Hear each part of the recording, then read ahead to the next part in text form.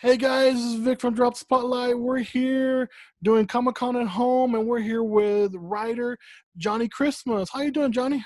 Good, good. Thanks for having me on. No problem. How was your day today? Not too bad.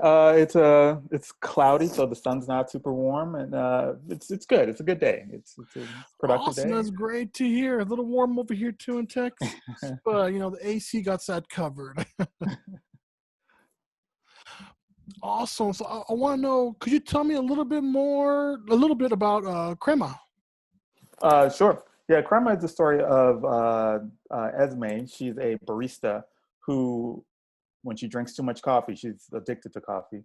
When she drinks too much, she sees ghosts. She feels unseen, and it's so her best friend is a ghost, and it's also the story of Yara, who's the heiress of a coffee farm in Brazil, and their unlikely love, and how uh, throw into the mix this old world nobleman who has been writing this very long love letter for 100 years, and he wants Esme, who he now sees can see him, to return it back to this farm in Brazil, and then the plot starts to thicken and things start to get very perilous for our young lovers.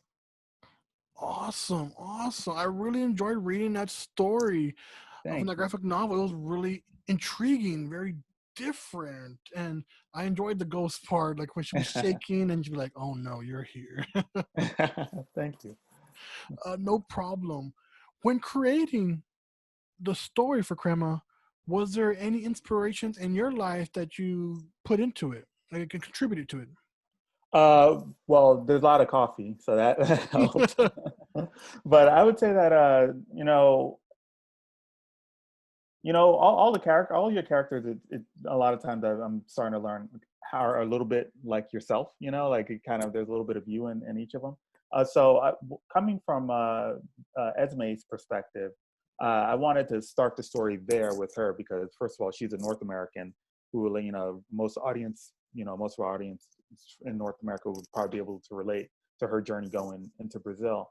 But also, like, how sometimes we don't feel like we fit in at times, or we don't feel completely seen, and how becoming yourself, through, it's a love story, but it's truly a story of like Esme coming to love herself. So in that way, that sort of thing inspires, our own personal journeys inward, as well as through the world. That always kind of reflects, and in Crema it was a lot more on the surface there on that journey.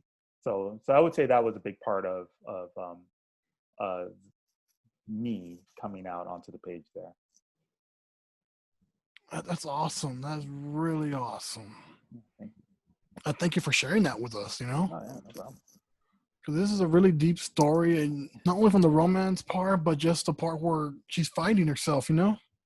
Yeah, yeah, and Yara is finding herself as well. Like she's come from this, she was like on this coffee plantation growing up all these years, and her first instinct as soon as she could leave was to go as far away as she can, and the story kind of brings her back to Brazil, back to the coffee farm, in an attempt to just kind of wrap things up, close things, resolve it all, and just like say goodbye forever. But that's not how life works. You have to confront these things. So the ghosts are almost kind of like a reason for our characters to choose, make these choices that they're kind of running from, and hopefully, choosing love is a way that will help them get there. Oh yes, oh yeah, I really dig that. I really dig that. And with the story revolved around coffee, what is your favorite cup of coffee, and what do you like to put in there? All right. Well, I'll start with where I used to be in my evolution to where I am now. But no, okay, I'll start where I am. It'll make me seem like a sophisticate, and then we can go back to my dark and dirty days. I used to I drink now like an Americano. That's kind of like what I do. I don't put anything in it. And I'm super proud of myself because I'm a sugar addict. So so the fact that I'm drinking black coffee with nothing in it. Like I feel like I'm an adult finally, you know. But what I used to do, Vic, let me tell you, I used to drink this. In Canada, we have Tim Hortons coffee, right? And you can have 2 cream, 2 sugar. They call it a double double. I used to do like a triple. Oh, Yes, sir. And then in the caramel macchiato over at Starbucks, I used to down those things like crazy. And then I realized that it wasn't the coffee I was into of those drinks. I was into the sugar. So I had to like kind of pull back a bit on those. So now I'm a worldly sophisticated gentleman who drinks his coffee black. But yeah, it was a long road here. oh yes, yes, yes, yes. I love to drink coffee because it gets me going throughout the day. And there was a little anecdote in the comic itself saying that you travel to different coffee places while writing for Crema. Yeah, here in Vancouver, it being the Pacific Northwest, there's like lots of great coffee shops. So a lot of so I went to this great coffee shop called Kafka's, which I love. There's this one called Paper Crane. I won't bore you with the entire list of all the ones I hit up, but it was such a great excuse to like hang out at the coffee shop. I used to always be that guy who felt a little bit guilty, you know, sitting at a table for 3 hours, you know, or a few hours at the coffee shop. Because I'm like, man, this is someone's business. They're trying to turn things, you know, they're trying to, you know, move stuff around. But I was like, you know what? I need to be in this cafe. I need to like listen to coffee talk. I need to, you know, kind of immerse myself in the world. And I realized that everybody sits there for 3 hours. But yeah. So I did quite a bit of that, and I learned quite a bit about, you know, coffee culture, coffee shop culture. And it was just beautiful watching baristas, you know, make coffee. They move like almost like dancers, you know, very rhythmic with, you know, they've got different things going at different times. They're making the grind. They're, you know, putting the portafilter in. They're, you know, taking an order. They're, you know, slamming the puck out of the basket. You know, they're doing all this stuff going on. And it's just like, wow, fascinating. So yeah, good times. That is awesome. That is awesome. That's really cool. I didn't realize there was a culture out there. Oh man, I'm telling you, it's a whole world, man.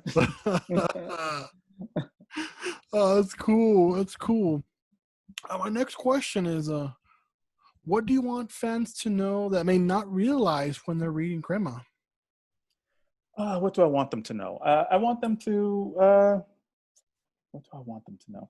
I I just want them to enjoy it. Really, I want them to like just kind of kick back, have a nice cup of coffee going, put their feet up, you know, and I want them to really go along with our characters and with their highs and lows and joys and pains and just, you know, because I love these characters a lot, so it's great. I just want everybody to have fun spending time with them and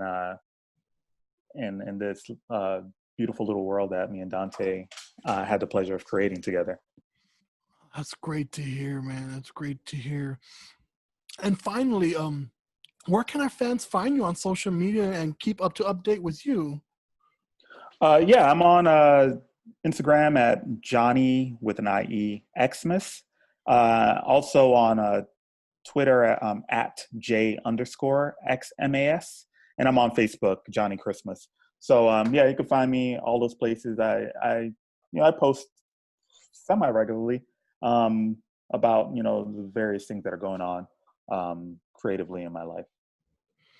Awesome. That's great to hear. We'll put those links in the video itself in the description, and we'll make sure our fans check you out there. Awesome. Thank you so much. Thanks for taking the time. I really appreciate it. Oh, no problem. No problem. Thank you for writing Crema. It's one of my personal favorites. Thank you, I sir. reread it over and over prior to doing the review. I'm like, thank you for sending this to review. This is so cool. So unique. Thank you, man. That means a lot to me. It really does. Thank you. No problem. Fans, go check out Crema. Read it. You're going to fall in love. And be sure to have a cup of Joe in your hand, too. For old time's sakes. Absolutely. You got to. All right, guys. This is Vic from Drop the Spotlight. We'll see you at the cons.